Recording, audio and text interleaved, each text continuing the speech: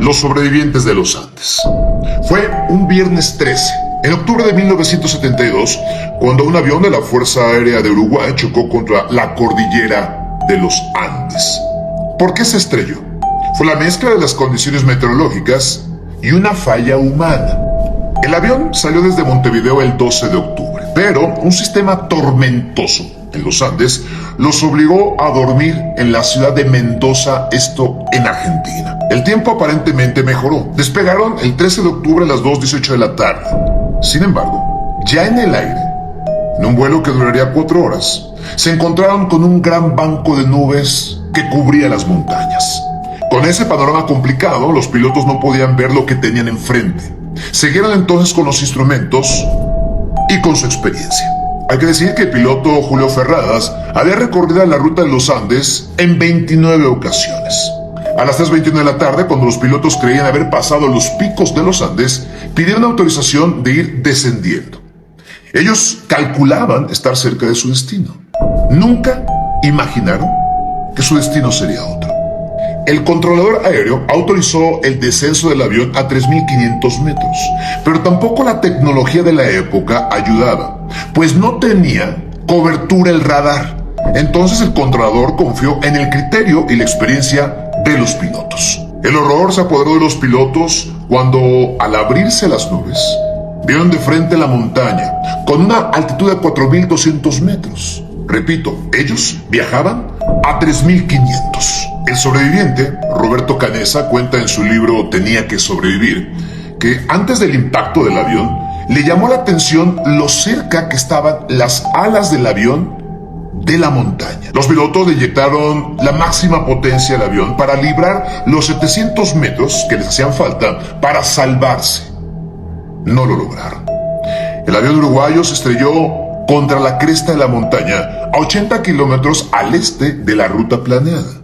El ala derecha golpeó la cumbre, la nave se partió, la cola quedó por un lado y el fuselaje se detuvo en el llamado Valle de las Lágrimas. Cuenta Roberto Canessa que la temperatura de 24 grados en el avión bajó de súbito al partirse, al menos a -10, golpeando de muchas formas a los pasajeros. Los que milagrosamente sobrevivieron al impacto lucharon aturdidos por ayudar a los heridos, al tiempo que contaban a los muertos.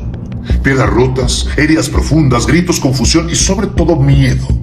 Todo eso se apoderó del equipo de rugby, muy joven, que volaba feliz para jugar en Chile.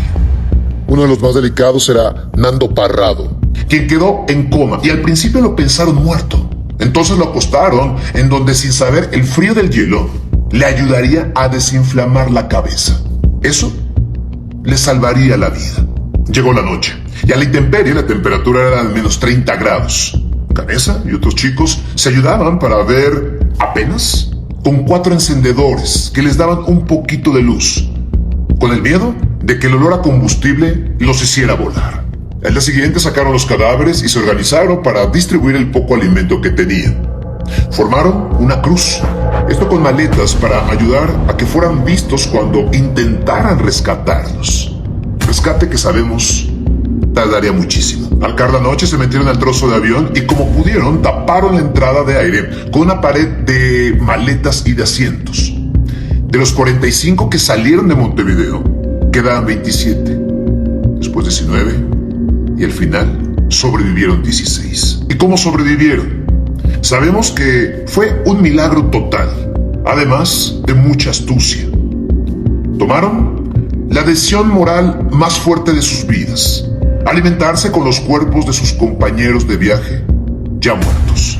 Roberto Canessa afirma que eso, que para muchos fue una locura total, fue una decisión sensata.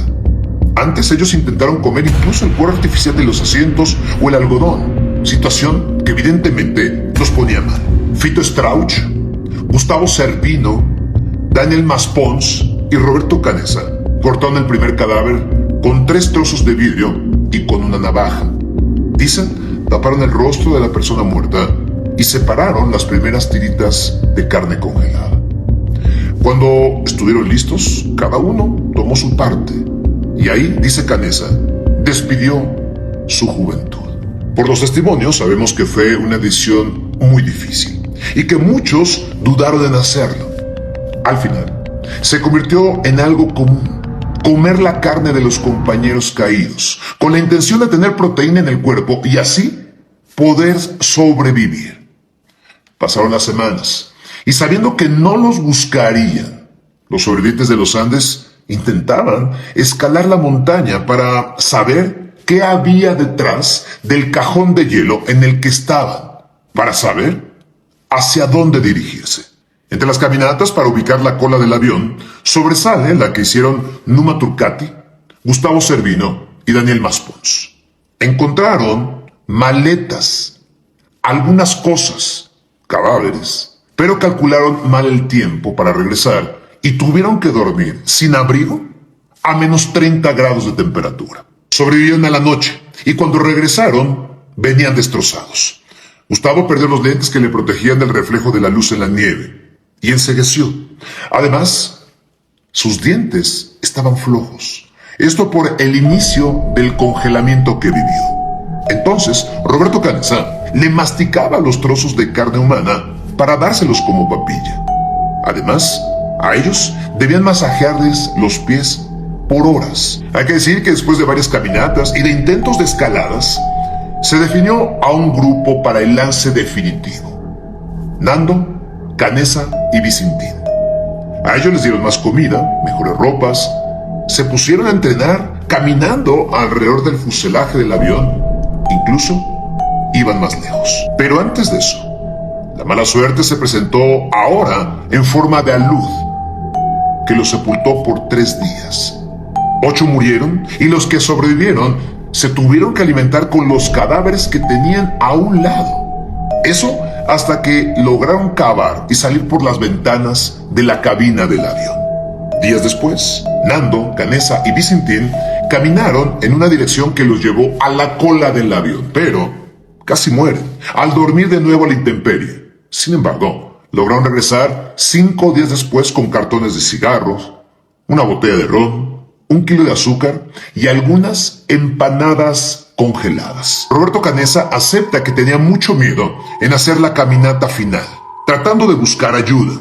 Sin embargo, cuando se dio cuenta que Roy Harvey estaba por morir y murió Numa Turcati, se lanzaron. 12 de diciembre de 1972. Los 3 inician la caminata sin retorno. Canessa dice que llevaba comida en los calcetines de rugby, la bolsa de dormir que hicieron, 3 suéteres y 3 pantalones de mezclilla. 3 días les costó llegar a la cumbre, para ver que no había nada más que montañas del otro lado. Nando y Canessa decidieron seguir.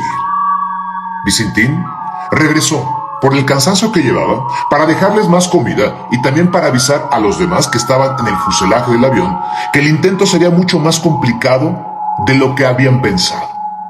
Nando y Canessa caminaron fatigados, hambrientos, 10 días sin ser alpinistas. Escalaron, caminaron y descendieron 38 kilómetros.